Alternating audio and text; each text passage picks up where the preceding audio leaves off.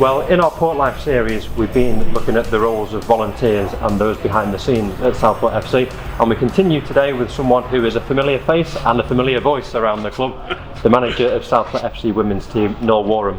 Noel, we'll talk mainly about your role with the women's team, but I know you've filled many roles in local football and in the club throughout the years. Just want to give us an idea of some of the things you have done.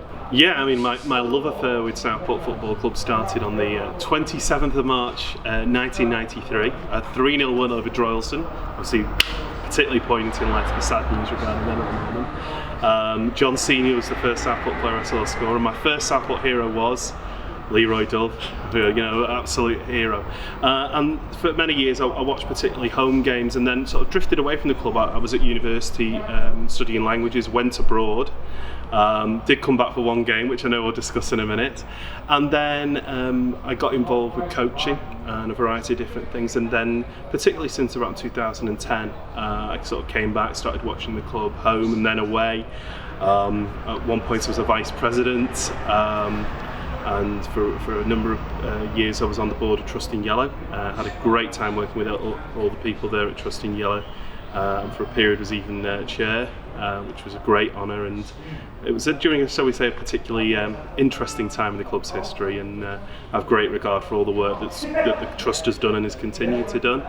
I have been emergency tannoy operator when some of the regular operators haven't been available. Some people joke that I don't need a microphone. At the moment I do some work with the Former Players Association. I'm on the committee there, and I also do half-time interviews with the legends, the games that started last season. Outside the club, I'm also chair of the West Lancs Girls League, which is the biggest girls league in the country. And in 2013 we were actually awarded the FA award for the best league, the Charter Standard League, and got to collect that award on the pitch from Sir Geoff Hurst, which was very hot. the Community Shield, but also a huge honour in that respect. So yeah, I've done lots of different things. I've been involved with lots of different leagues and lots of teams, and coached with a number of different ones. But also, I like nothing better than travelling home and away and supporting the lads, really. Yeah. So your involvement with women's football then, in recent years women's football has really risen in prominence and profile, but I know your involvement stretches back over many years. Just give us an idea of how you first got involved and the reasons you first got involved. It's quite a funny story actually. It was a friend of mine, Dave Taylor. His daughter was playing in a team at Birkdale United, and one particular night we went out for a curry, and he said, "You like football, how do you fancy coaching a team?" I mean, to be fair, it'd been a long night. I think he was just asking me if I wanted another naan or something. Anyway, fast forward 24 hours and he gives me a ring and saying, "Do you want to come and meet the team?" And suddenly the realisation dawns on me that I've agreed to manage this team, and that was under 10s. And since then, pretty much, I'm about to start my 19th season, and what's particularly rewarding is a lot of those girls have stayed with us for quite some time throughout a number of different clubs, different teams. There's one of the players who's currently in the squad has been with me since my second season. There was one player who's sadly now moved away, was actually still with me up until a year or so ago from my first ever team, and it's really nice when you hear from your old players as well. And there's I dare say over that time I've coached literally hundreds of players, and it's incredibly rewarding and really satisfying, the impact that you have. Take away any success on the pitch, but it's the impact that you have on young people's lives and the relationships you build with their parents, with the carers, and that. And it really has made a huge. I can honestly say that my experiences in football, in grassroots football in particular, have shaped my adult life, and there are times when I think, oh good grief, do I have to go and do this? But I genuinely wouldn't change it for the world. It really has made a huge difference to me as a person and to my family as well. So I think officially the club's had a women's team for about 3 years. Give us an idea in terms of how that came about. Well, this isn't the first time I've actually managed a Southport team here, funnily enough, here at the stadium. Back in 2012, 2013, Southport formed a partnership with Birkdale United. The women's team have been promoted to the North West Women's League, and we actually played all of our games here at what is now the Pure Stadium under the name of Southport Birkdale, and we're very successful. And I've got to give particular praise to Hayden Priest, who put an awful lot of effort into building that relationship. Now, unfortunately, for off-pitch reasons, not the responsibility of anyone in the club, that came to an end, and so that was at the same time as my very long relationship with Birkdale United came to the end, and we worked really hard to build it through every girls team right up to 2 women's team. And at that point I was thinking, good grief, I've got my life back, but the players came to me and said, no, we'd like you to continue coaching. So after a bit of arm twisting, I set up a new club, Shoreline FC, which was a partner club of my friend Danny Simpson's club, Shoreline FC, who are based out of Connecticut. So we set up the Shoreline FC UK, and that ran with success, and a great number of players coming to play for us, and really growing. And that ran for 5 seasons, and we had a really good relationship with the club. Again, initially through Hayden, and then subsequently when James and Ian and Phil came on board, they were very keen to keep that relationship, build that relationship, and that came to the point where the directors, as were, asked me to consider bringing the Shoreline team over to Southport and playing as the women's, with a view to building very much a similar sort of setup as we had at Birkdale, building junior teams and building that through.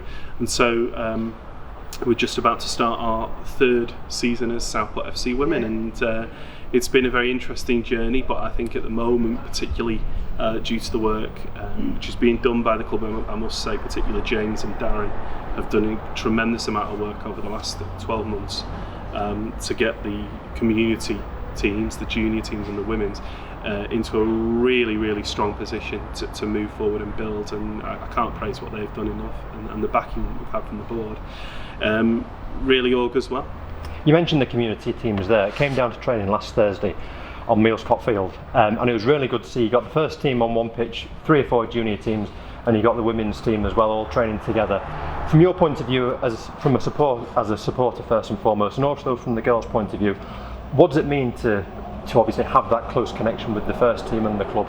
I think it's something that we need to build. I mean, I have a third sort of viewpoint on that, because I'm also one of the new trustees of the community trust as well, so I have an oversight view of that. I think it's something that has to be grown. I think for too long all of the different entities have operated very much on their own, and we have this moniker of one port that has been brought in over the last few years, and I think that's something that we need to develop and grow. And again, I give praise to the work that particularly James and Darren have done over the last year to try and bring the team together. I can only think that things like that, and it was a fabulous sight actually. I mean, first of all, I was like, good grief, where are we going to train? But things like that make a huge difference, and they remind everybody that there is more than just your team. And obviously, the men's first team are they're the vanguard, they're the pinnacle of the club, and that's in particular what obviously all the junior boys should be aiming for. But we're hoping to grow the women's side, grow the women's team. We already have junior girls playing in the junior teams here at Southport. We don't have junior girls teams at the moment. That is something we're looking to grow. We're very fortunate to have good links, very, very positive links with local junior clubs, in particular Hesse Colts. We have a really good link with them and have brought players through from their junior teams. But that's really, we want every young boy and girl in the local area to aspire to play for the first men's team, the first women's team, and to grow that, but also to give opportunities for everyone who wants to play, no matter at what level and at what age, and that really is what the club is trying to grow. And it's only whenever you get everyone in one place, it's sites like that, it's things like that actually remind you of the impact that this football club has in the local community, and it gives you a bit of hope, really. It really sort of warms the cockles, so to speak. Yeah, it was really, really good to see. So like everyone, you're looking ahead to the new season now. Mm-hmm. For those who don't know, can you explain a bit about obviously what league you're in, the sort of competition, and also if any girls want to get involved, how they go about it? Yeah, absolutely. I mean, we're ostensibly a new team. So when we started as Southport 3 years ago, we started as a new team, so you have to start as the bottom.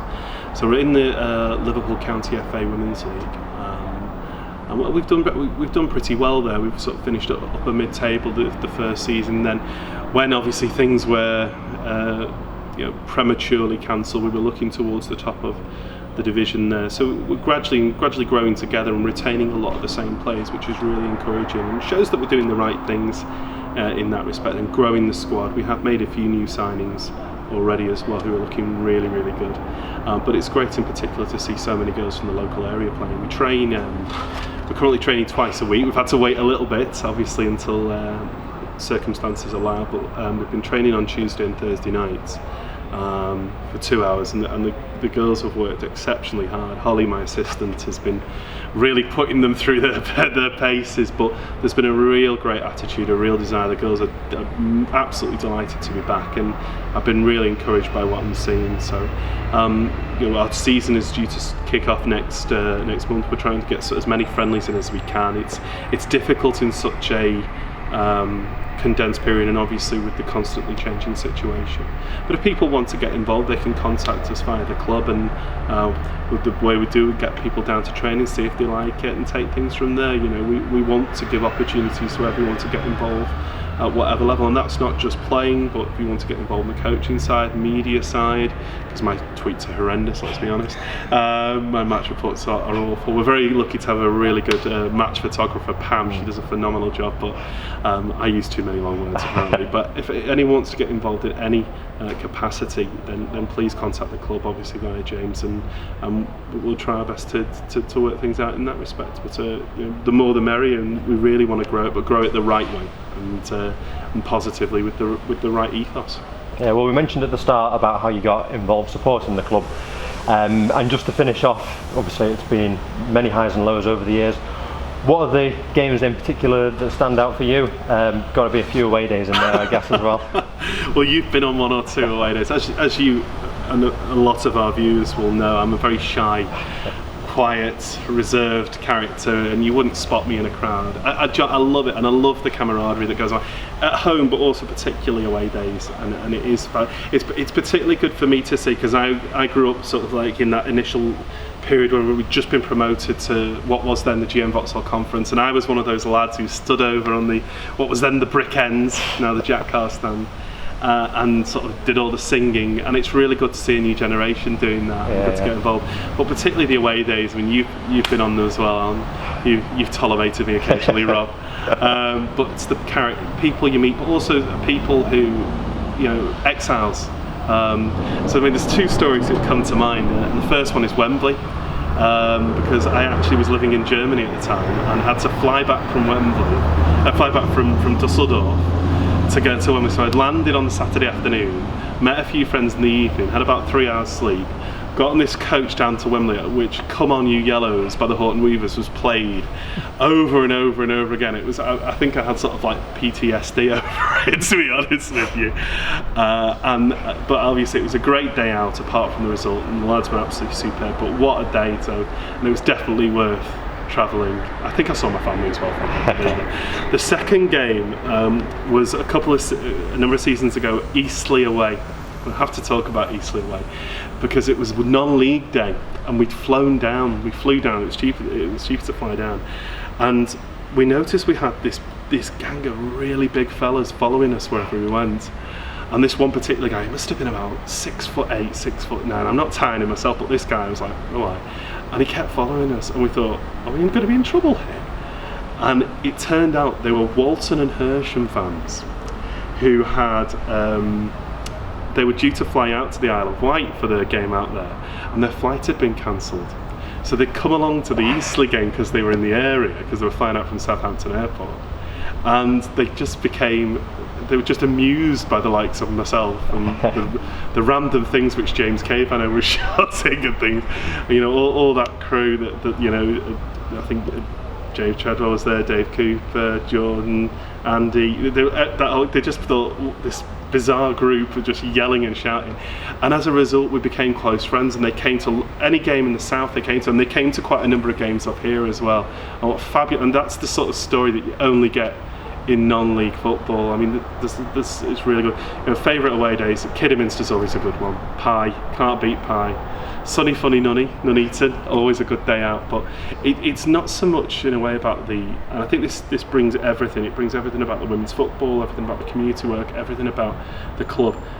It's the people that make the club. It's like we're very fortunate to have so many wonderful people involved in so many different ways at this football club, and it's that camaraderie that you feel, that sort of companion. It's sort of like you're suffering together almost, and that, I think, it's that sort of fraternity or sisterhood in some cases, but that really comradeship which brings Southport Football Club together and makes it such a special club. And I think in the position we're in and with the change that we made, that can only grow and grow in the right way, and really cement the football club's role as the cornerstone of the local community. Very well said. I know from knowing you just how much, obviously, your work, especially with the women's team, means to you, and how much you also put into that as well, on a week-to-week basis. So I hope this interview gives people a reflection of the work that you put in. So keep up the good work, and thanks for your time. Thanks a lot.